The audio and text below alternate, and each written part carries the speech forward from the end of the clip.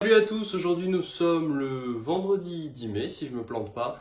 Donc aujourd'hui, qu'est-ce que je peux vous raconter de beau? Eh bien, on a terminé tout ce qui est chimie pour l'année. Donc voilà, clap de fin sur la chimie, vraiment, on a terminé avec la cristallographie qu'on a eu au DS aujourd'hui. Mais je crois que j'avais oublié de vous le dire, je ne l'avais pas dit dans les vidéos d'avant. Donc c'est officiel, plus de chimie et on va attaquer beaucoup de physique jusqu'à la fin de l'année. Beaucoup de méca et un petit chapitre de, je ne sais plus comment il avait, induction, voilà, c'est de l'induction qu'on aura aussi vers la fin de l'année.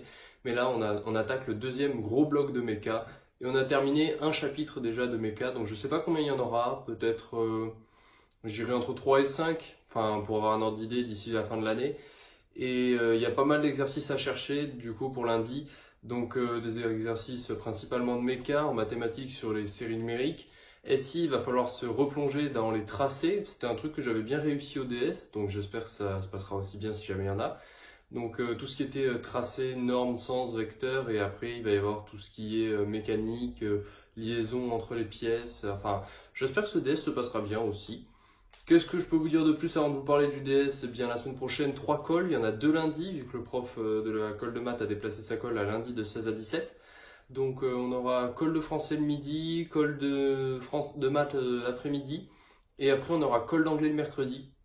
Et voilà, c'est un peu tout ce que je peux vous résumer pour la semaine prochaine, avec le contrôle de SI bien entendu. Et ce sera enfin la première semaine de cours, on va dire à peu près normale, sans jour férié. Donc, concernant le DS de cet après-midi, je crois que c'est ce que vous attendez.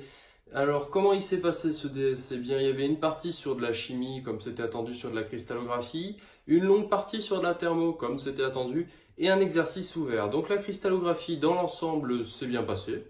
J'ai réussi à trouver pas mal de résultats qui me semblent cohérents. Après, il y a des questions, je sais que c'est sûrement pas ça, mais je veux dire, il y en a où j'étais assez content, ça sortait, enfin, on est, comme ils disaient parfois les profs, limité par la vitesse du poignet, parce qu'on sait. Ensuite, la thermo, c'est assez mitigé. Il y a des passages que j'ai bien réussi, il y en a d'autres où c'est vide, c'est-à-dire j'ai mis le numéro de la question et il n'y a rien. Il y en a d'autres où il y a des applications numériques intermédiaires que l'on peut réaliser sans avoir fait les questions d'avant, donc je les ai faites et j'ai essayé de les commenter en essayant de me raccrocher à droite à gauche aux divers calculs que j'avais déjà effectués. Donc voilà, donc la thermo assez bric-à-brac. Et après le problème ouvert, eh bien, je l'ai fait. Mais il y a des endroits où j'ai mis des formules, je sais pas si elles existent. Donc c'est ça le problème. Bon, j'ai trouvé en fait l'exercice ouvert, si vous voulez, vous avez une voiture qui va à 90 km/h et vous avez la capacité thermique de la fonte qui est de 500 joules par kilogramme moins 1 par Kelvin moins 1, il me semble. Et vous devez dire de combien les plaquettes de frein vont s'échauffer s'il y a un freinage d'arrêt d'urgence.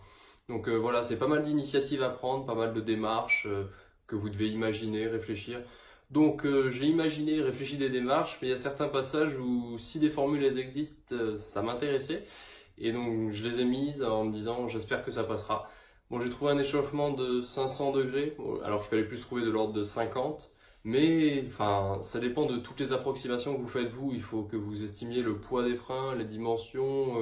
Enfin vraiment, c'est de pratiquement tout de A à Z, c'est à vous d'imaginer, donc les résultats peuvent varier et c'est plus le raisonnement qui est pris en compte, donc c'est pour ça que j'ai essayé de le faire, même si c'était le dernier exercice.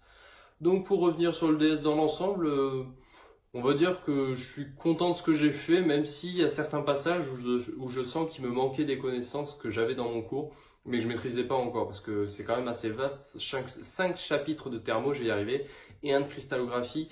Donc il y a certains passages de thermo où je me suis dit, tiens, si j'avais mieux révisé ce passage-là, je pense que ça serait mieux passé. Enfin, mieux révisé ou retenu plus de connaissances, on va dire, ça serait mieux passé. Et hier, au final, je vous avais vu la vidéo, j'étais assez motivé pour bosser. Et au final, j'ai bossé quand même, je pense, 3 heures ou 3 heures et demie hier soir le DS. Alors oui, je sais, comme je vous l'ai dit à chaque fois, ça se bosse pas la veille. Mais j'avais envie de faire un dernier rush supplémentaire en plus des précédents. Parce que d'habitude, les veilles de DS, je travaille 1 heure et demie, 2 heures. Mais là, j'avais vraiment envie de refaire des choses que j'avais déjà faites. Et en plus, le chapitre, il me semblait beaucoup plus grand que d'habitude. Enfin, le domaine de connaissances me paraissait beaucoup plus large et beaucoup plus pointilleux et précis. Donc j'ai décidé de le refaire hier soir, enfin pas de tout refaire mais revoir certains points et ça m'a aidé aujourd'hui en DS, notamment pour la cristallographie. J'espère que pour vous de votre côté tout va bien, mercredi les résultats Parcoursup, courage à vous d'ici là. Je vous souhaite à tous de passer une bonne soirée et on se retrouve lundi. Ciao tout le monde.